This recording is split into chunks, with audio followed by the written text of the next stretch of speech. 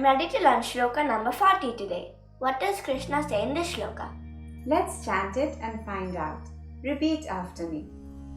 Indriyani mano buddhir Indriyani mano buddhir asyadhisthana muchyate asyadhisthana muchyate eter vimohayatyesha etir vivohayatyesha jnanam avritya dehinam.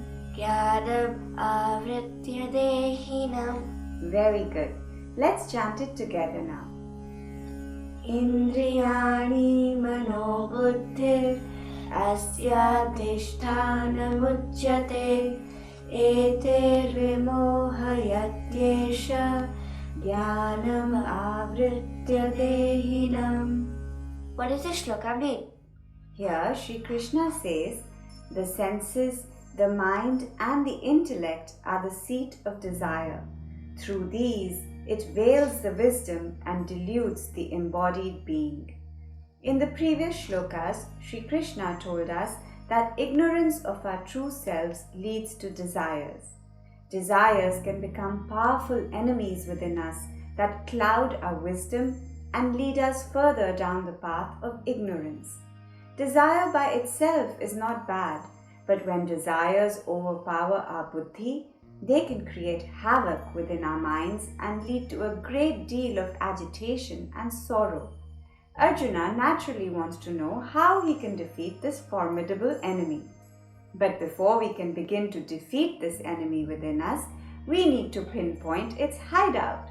So in this shloka, Shri Krishna identifies the location of desires within us. He says that desires operate from 3 locations within us. At the physical level, they arise in our body or senses. At the emotional level, they appear in our mind, and at the thought level, they reside in our intellect. A desire at any of these 3 levels has the ability to turn into an overpowering obsession that clouds all wisdom and deludes our true self. So we have to be ever vigilant and aware at all times to guard these 3 locations within us. But isn't it desire that makes us do all our actions in life? Yes, desire by itself is not a bad thing. It's only when desire grows so strong that it takes over the reins and makes you a puppet in its hands that it becomes a problem. So we have to be aware to not let our buddhi become a hostage to desire and vigilantly perform all our actions with sound judgment and discrimination. To this end, Shri Krishna has outlined the best way for us to act in this world.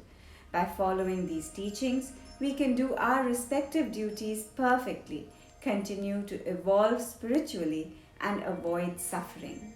So, how do we gain victory over our desires? Krishna will answer this question in the next shloka. For now, let's go to the meaning for this shloka.